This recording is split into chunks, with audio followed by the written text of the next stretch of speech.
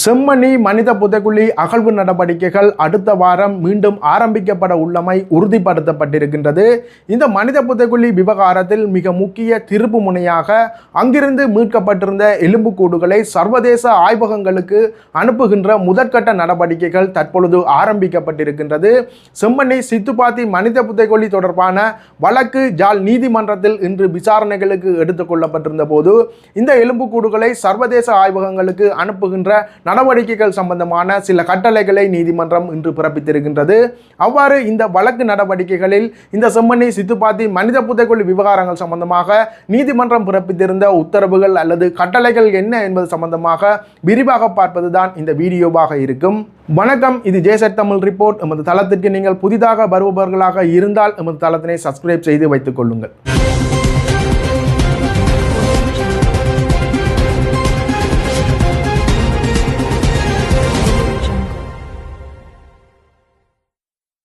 செம்மணி சித்துப்பாத்தி மனித புதைக்குழி அகழ்வு நடவடிக்கைகள் தற்காலிகமாக இடைநிறுத்தப்பட்டிருக்கின்றது.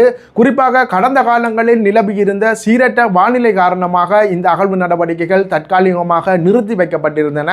குறிப்பாக முதலாம் இரண்டாம் கட்ட அகழ்வுகள் நிறைவு செய்யப்பட்டிருந்த நிலையில் மொத்தமாக அந்த அகழ்வு நடவடிக்கைகளின் போது அந்த மனித புதைக்குழி பிரதேசத்தில் இருந்து 240 மனித எலும்புக்கூடுகள் அடையாளப்படுத்தப்பட்டிருந்தது. அவ்வாறு அடையாளப்படுத்தப்பட்டிருந்த 240 மனித எலும்புக்கூடுகளில் இருந்து 239 மனித எலும்புக்கூடுகள் அகழ்ந்தெடுக்கப்பட்டு பரிசோதனைகளுக்காக தயார்படுத்தப்பட்டிருந்தது. இவ்வாறான நிலையில் தான் அந்த நிறுத்தி வைக்கப்பட்டிருந்த அகழ்வு நடவடிக்கைகளை மீள எப்பொழுது, அதாவது மூன்றாம் கட்டமாக மீள எப்பொழுது ஆரம்பிப்பது என்பது சம்பந்தமான முடிவுகள் இதுவரை எடுக்கப்படாத நிலை காணப்பட்டிருந்தது.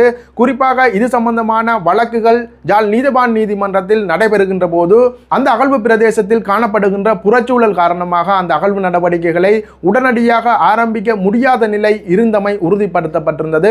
அவ்வாறான நிலையிலேயே எதிர்வரும் 27ஆம் தேதி இந்த அகழ்வு நடவடிக்கைகளை மீள ஆரம்பிப்பது என்பது சம்பந்தமான முடிவுகளை எடுப்பதற்காக ஜாழ் நீதவான் நீதிமன்ற நீதவான் எஸ் லெலின்குமார் முன்னிலையில் இந்த செம்மணி சித்துப்பாத்தி வழக்கானது இன்று மீண்டும் விசாரணைக்கு எடுத்துக் கொள்ளப்பட்டிருந்தது.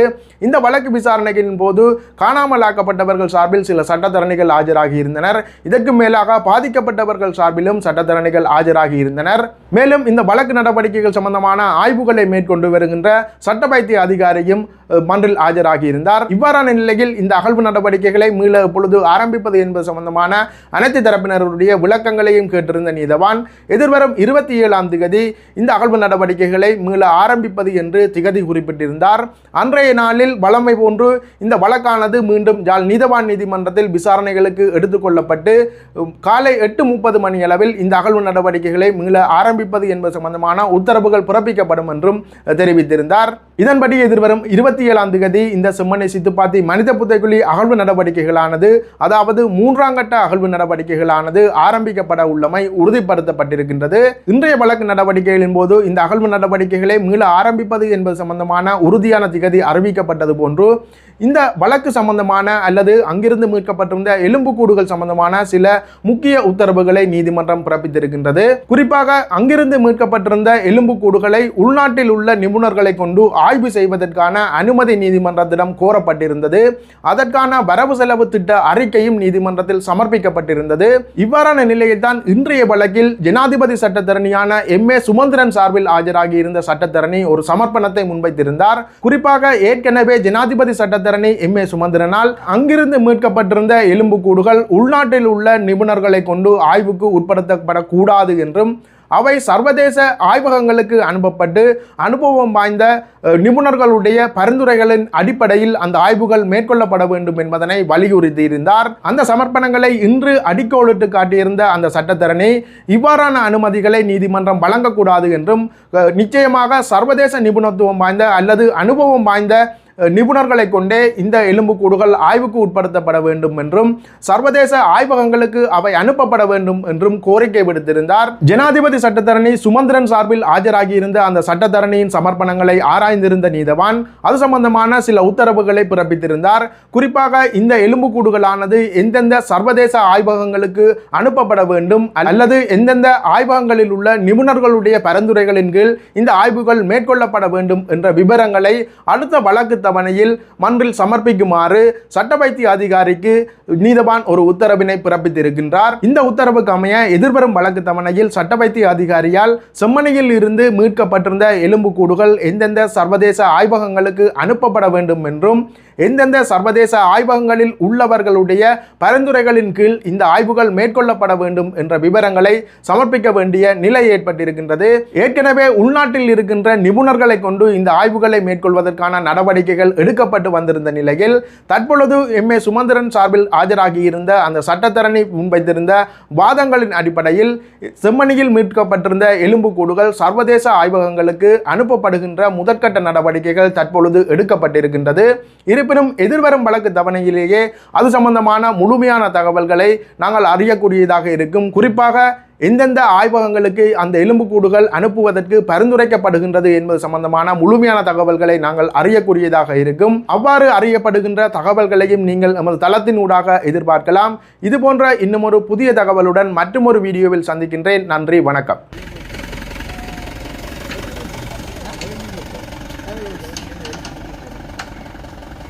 இன்று செம்மணி புதைகுழி வழக்கு யாழ் நீதவான் நீதிமன்றில் கௌரவ எஸ். லெனின்குமார் முன்னிலையில் எடுத்துக்கொள்ளப்பட்டது. ஏற்கனவே இந்த அகழ்பணிக்கு நிதி தேவைப்பாடு இருந்த அடிப்படையில் இன்று நிதி கிடைக்கப்பட்டதன் அடிப்படையில் இந்த அகழ்பணியானது ஏப்ரல் மாதம் 27ஆம் தேதி மீண்டும் ஆரம்பிக்கப்பட இருக்கிறது. அதற்கான நிபுணர் குழுவும் அன்று ஆஜராக இருப்பார்கள் என்ற அடிப்படையில் இந்த வழக்கானது 8:30 மணியளவில் செம்மணி புதைகுழியில் அழைக்கப்பட்டு அன்றைய தினமே அகழ்பணி நடைபெற இருக்கிறது. இன்றுதான் நிதி ஒதுக்கல் சம்பந்தமாக அறிக்கை சமர்ப்பிக்கப்பட்டிருக்கிறது நீதிமன்றத்தில். அதற்கான அளவு எவ்வளவு என்பது நாங்கள் செடிகளை எடுத்து பார்த்தாக்குறது அதை பற்றி சொல்லக்கூடிய. நன்றி. அகழ்வுக்கான முன்னேற்பாடுகள் சம்பந்தமாக நாளை 3 மணிக்கு அதோடு சம்பந்தப்பட்ட அனைத்து தரப்பினரையும் நீதிமன்றம் அழைத்து கலந்துரையாடி அதற்கான ஆயத்த பணிகள் செய்வதாக இன்று தீர்மானிக்கப்பட்டது. எலும்புக்கூடுகளுக்கான ஆய்வுக்கான பட்ஜெட் ஒதுக்கப்பட்டது. கடந்த தவணையில் தான் நீதிமன்றத்தில் சமர்ப்பணம் செய்தார்.